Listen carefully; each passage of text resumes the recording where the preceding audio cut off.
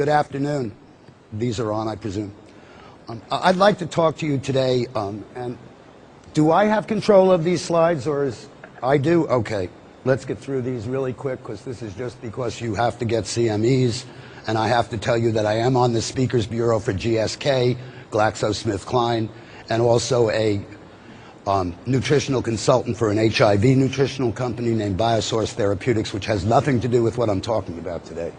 What I'd like to talk to you about is something that I find thoroughly fascinating. It is glutathione. It is one of the 4 endogenous antioxidants, and it is one that I must admit, despite 80,000 published articles in the English literature, through medical school, internship, residency, fellowship, and a fairly long time in academic medicine, I knew nothing about. It is a very interesting molecule because it exists in an accelerated or increased energy state. The energy state is, or increased energy state, is caused by the fact that it's got a free sulfhydryl group, and therefore can easily donate the hydrogen to a electron and therefore quench a free radical. Now, let me tell you, because I think it's important, and it is a little bit of a divergence, but I learned about glutathione because of something that you probably all have seen in your practice, and that is a low uric acid. Now, when I was in medical school and when I was a professor of oncology, the only thing I knew about uric acid is when you had a kid that you were going to treat for leukemia, you put him on allopurinol to keep the uric acid down. I knew nothing about uric acid being low, except it kept appearing, and it appeared in about 20% of my patients, and that just didn't make sense. So I finally went into PubMed, and after stumbling around for a long time, I found out that uric acid is the last antioxidant your body uses when it's run out of everything else. When it's run out of gas, okay, it uses uric acid. Interesting. So if that's the last, the question then, what was the first?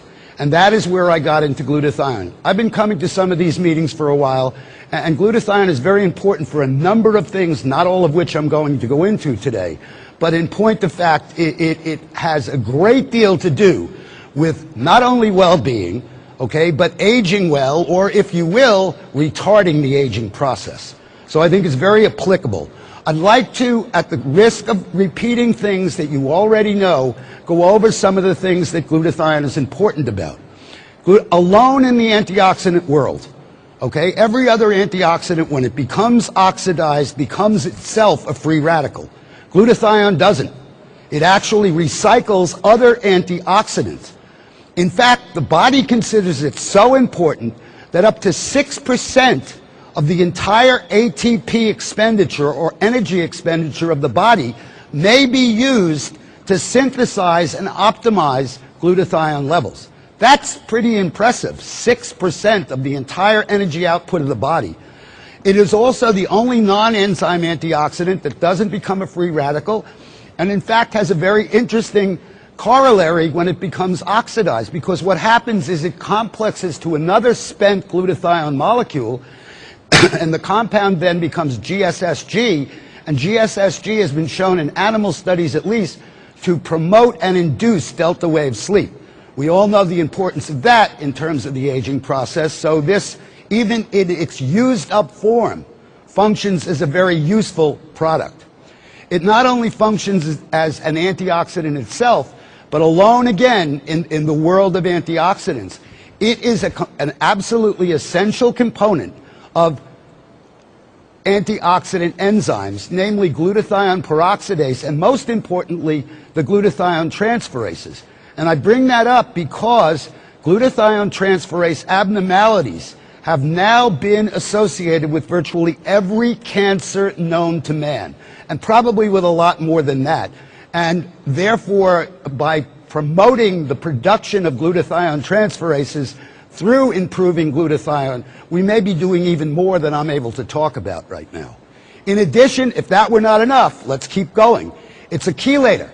In fact, it's 50% as effective as oral chelation in getting rid of mercury. It has an effect on other heavy metals, but they're not as pronounced as mercury, and mercury is pretty ubiquitous in an environment, so it kind of comes as a freebie. And it detoxifies organic pollutants, perhaps the best known one of which is the 2-carbon fragment that we know as alcohol. And in fact, without glutathione, you ultimately get a hangover because you stop the process at acetaldehyde, which is phase 1 detox, and that in itself is a free radical, and obviously many of us may have felt the effects of that if we didn't have enough glutathione. Now, why is it important in aging? Well, these are old data, and I think they're probably not as robust as they should be, but I'll give you what is available now. Glutathione levels decrease with age. The data would suggest it's 1% a year beginning in the 20s. I think that's too little, too late, but that's only my opinion right now. I haven't proved it. There are some very interesting things, though. Age-matched normals, okay, reveal that anybody at, say, 45 who's had his first heart attack or has asthma or whatever other disease you want to use has a lower glutathione level than somebody of that age who's well. So disease causes decrease in glutathione and an accelerated decrease compared to normals. Glutathione happens to be, and this is perhaps the take-home message, it's the major protector of mitochondrial DNA. Mitochondrial DNA is that DNA within the cells that's responsible, if you will, for the electron transport chain that produces every bit of energy in your body. And we know from pathologic data that if you take a biopsy from a 90-year-old and compare it to a biopsy in a 5-year-old, the mitochondrial DNA in the 90-year-old is only 5% normal compared to the 5-year-old. So obviously we destroy our mitochondrial DNA, we destroy our energy, and we age.